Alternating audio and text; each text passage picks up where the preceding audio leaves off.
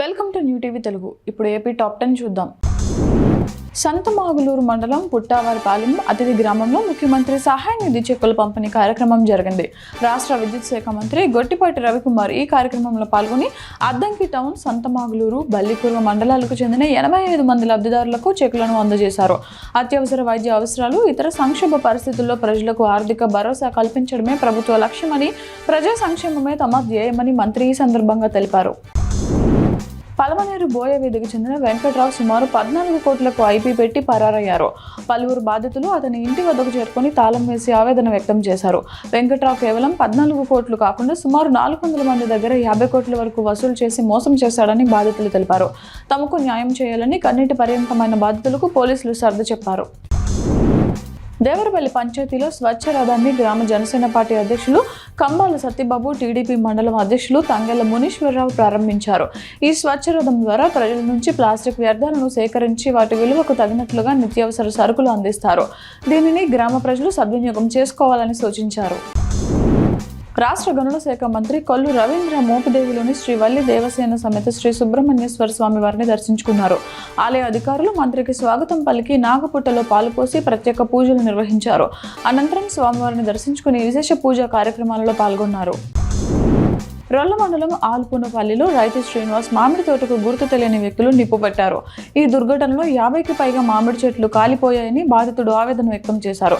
దళిత రైతుకు జరిగిన ఈ అన్యాయాన్ని DHPS అధ్యక్షులు హనుమంతు తీవ్రంగా ఖండించారు. నిందితులను కఠినంగా శిక్షించాలని, బాధితుడికి ప్రభుత్వం నుంచి నష్టపరిహారం అందించాలని ఆయన డిమాండ్ చేశారు. కృష్ణా జిల్లా కలెక్టర్ DK బాలాజీ స్వచ్ఛతకు ప్రతి ఒక్కరూ సహకరించాలని కోరారు.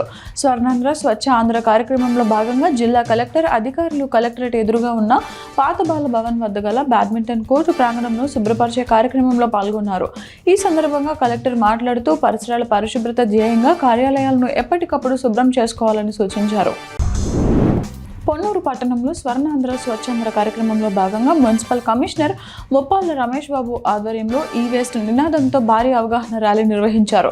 GBC రోడ్డు వద్ద ప్రతిజ్ఞ కార్యక్రమం చేపట్టారు. కమిషనర్ మాట్లాడుతూ స్వచ్ఛ పొన్నూరు లక్ష్యంగా సిబ్బంది పనిచేస్తూ ప్రజలను చైతన్యవంతం చేయాలని, పరిసరాల పరిశుభ్రతను తప్పనిసరిగా పాటించి సహకరించాలని కోరారు. అమలాపురం కామనగర్వు బైపాస్ రోడ్డు వరుస ప్రమాదాలతో మృత్యుఘోషకు నిలయంగా మారింది. ఇటీవల మాణిక్యాలరావు అనే వ్యక్తి అతివేగంతో వచ్చిన కారు ఢీకొనడంతో అక్కడికక్కడే మృతి చెందాడు. గతంలో కూడా 2 వ్యక్తులు అక్కడ ప్రాణాలు కోల్పోయారు. వాహనాల అతివేగమే ప్రమాదాలకు కారణమని స్థానికులు ఆరోపిస్తున్నారు. అధికారుల నిర్లక్ష్యం వల్ల ఈ మార్గంలో ప్రయాణించాలంటేనే భయపడుతున్నామని, తక్షణమే రక్షణ చర్యలు చేపట్టాలని ప్రజలు డిమాండ్ చేశారు. కేంద్ర విమానయాన శాఖ మంత్రి కింజరాపు రామ్మోహన్ నాయుడు తిరుమల తిరుపతి దేవస్థానానికి చేరుకున్నారు. ఆలయ మర్యాదలకు ఆయనకు ఘన స్వాగతం లభించింది. ఆయన శ్రీ వెంకటేశ్వర స్వామివారిని దర్శించుకుని ప్రత్యేక పూజలు నిర్వహించారు. శనివారం రోజున స్వామివారిని దర్శించుకోవడం ఆనందదాయకంగా ఉందని ఆయన పేర్కొన్నారు. మంత్రి గుమ్మడి సంధ్యారాణి విడుదల చేసిన వీడియోపై ఎమ్మెల్సీ మాధవరావు స్పందించారు. శాసన మండలిలో చెప్పులు, బూట్లు వేసుకుని దేవుడి ఫోటోతో సభలోకి వెళ్ళినట్లు ఒక్క ఫోటో లేదా వీడియో చూపించినా ఎమ్మెల్సీ పదవికి రాజీనామా చేస్తానని ఆయన సవాల్ చేశారు.